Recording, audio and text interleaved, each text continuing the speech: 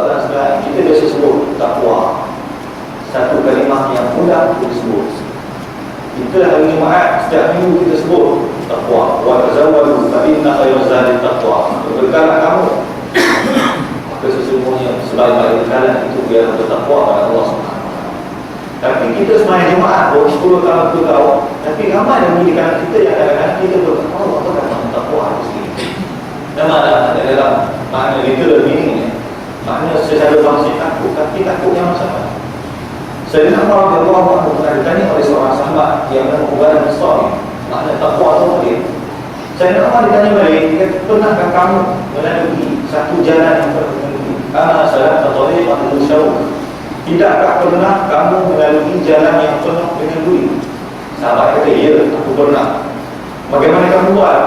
Sahabat jawab, syammartu wa syahatu. Aku berhati-hati dan aku berjaga-jaga supaya aku tak terpijak. Maka kata saya Umar, fadzalika taqwa, maka itu adalah takwa. Jadi takwa di sini adalah berhati-hati. Kalau dalam konteks yang disebut ini berhati-hati dalam kita mengharungi kehidupan, berhati-hati dalam setiap urusan dan perkara yang kita buat dalam keseharian kita.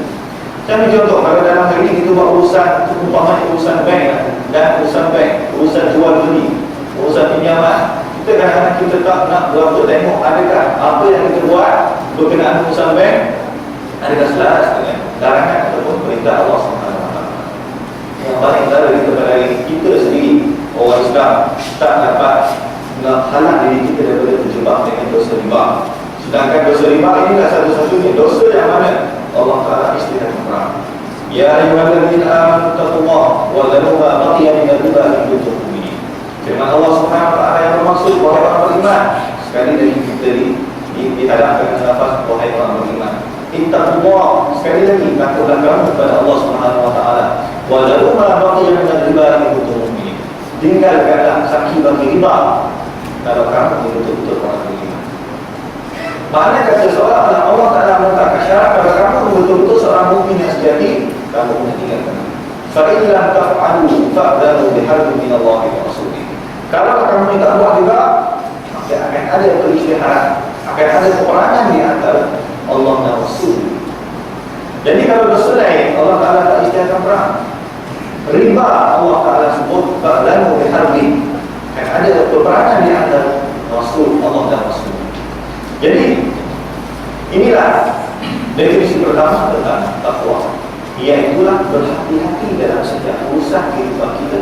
Adakah kita di dalam keadaan sentiasa di atas landasan Al-Quran dan perintah Rasulullah SAW? Sayyidina Ali juga pernah ditanya tentang takwa. Beliau menjawab, takwa al-khawfu min al-jahil. Takwa ni takut kepada Rabbul Jahil. Takut kepada Allah, takut dengan azab Allah. Takut dalam arti kata bukan kita makin jauh dengan Allah, tapi takut dalam arti kata kita makin dekat dengan Allah. Ada orang yang takut ni kita tak ada, tak semesti.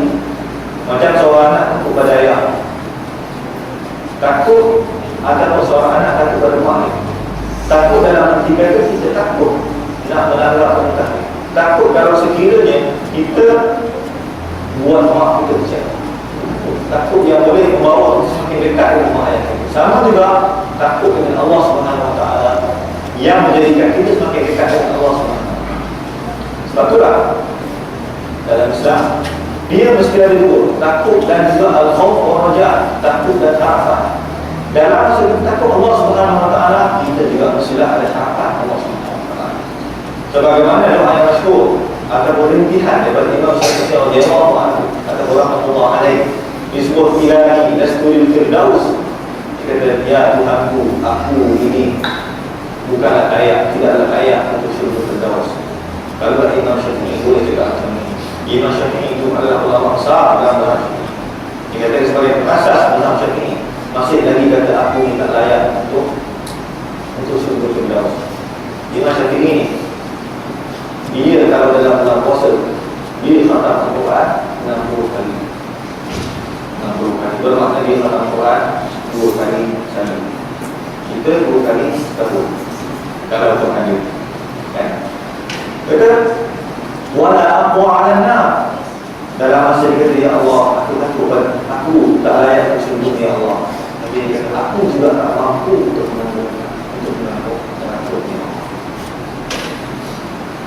dan berharap syurga. Fahamni taubatan, berilah aku taubat. Dia minta dengan Allah keampunan. Waghfir dzunubi, dan ampunkan dosa-dosaku ya Allah. Jadi inilah yang maksudnya oleh Allah. Yang pertama takwa dari disebut al-khawf min al-jalil, takut kepada Rabbul Jalil. Yang kedua lagi, yang antara ciri-ciri takwa yang disebutkan oleh Imam Ali radhiyallahu anhu ialah wal iman bil tanzil, beriman sepenuhnya dengan apa yang diturunkan oleh Allah Subhanahu wa taala. Al-Quran. Ada orang kata sekarang setengah ayat Al-Quran dah tak relevan dah tak sesuai dengan zaman sekarang, maka orang macam ini bukan lagi termasuk dalam golongan orang takwa kepada Allah Subhanahu wa taala. Wa ridha bil qalil, dan takwa juga ialah redha dengan sedikit. Tidak bermakna bila kita sebut redha dengan sedikit kita jadi malas bekerja, tak apalah redha dengan kata kita, bukan. Redha dengan sedikit bermakna kita redha dengan ketentuan yang Allah Taala dah buat pada kita. Allah Taala dah tetapkan rezeki kita banyak ni, nasib kita macam ni, kita redha dengan Allah Subhanahu wa taala. Sebab itulah yang antara sifat orang beriman ialah redha dengan Allah dan berserah diri kepada Allah Subhanahu wa taala. Dan yang seterusnya ialah wal isti'dad yaumil rahim. Di antara ciri-ciri takwa ialah dia sentiasa bersedia untuk hari kepergian, hari kematian. Sebab itulah dalam ayat yang mula saya bacakan tadi, ya ayyuhallazina amanu taqullaha wal tanzur nafsum ma qaddamat lighad. Sesungguhnya setiap diri itu lihatlah setiap diri itu kita ni apa yang akan kita persembahkan kepada Allah Subhanahu wa taala pada keesokan hari, iaitu hari kiamat.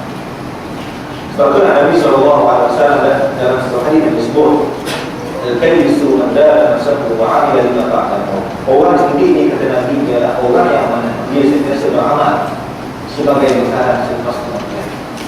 Nabi nak tarik perhatian kita, orang seperti Nabi sebut orang seperti. Bermakna kalaulah kita ni tidak bersedia untuk hari kematian kita, maka kita bukan lagi sebagai orang seperti. Hari ini kalaulah kita yang kita sebut dari isti'dad, sentiasa bersedia untuk hari kematian. Sebab kematian yang kita semua tahu datang secara tiba-tiba, tak ada siapa pun tahu.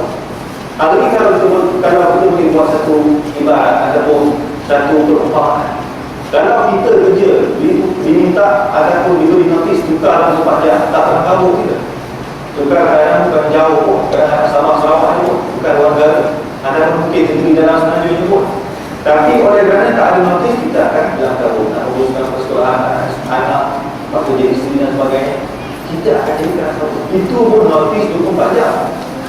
Itu pun kalau kita kadang-kadang kalau kita notis kita tukar 24 jauh, kita tinggal betul penting, kita boleh habis. Tapi kematian tak ada notis. Wala yu'akhirullahu nafsan idza ja'a ajaluha. Sekali-kali Allah Taala tidak akan mengakhirkan ajal seseorang bila sampai waktu. Tak ada notis. Satu ni tak ada notis, kerja itu tak ada notis. Walaupun 24 jam. Kemudian kita pergi, kalau tertinggal amalan baik atau buruk, kita tak dapat kembali. Kerja kalau kita tukar tempat lain, tertinggal apa penting, kita boleh balik semula. Jadi Nabi sebut orang bijak, dia adalah orang yang mana dia sentiasa bersedia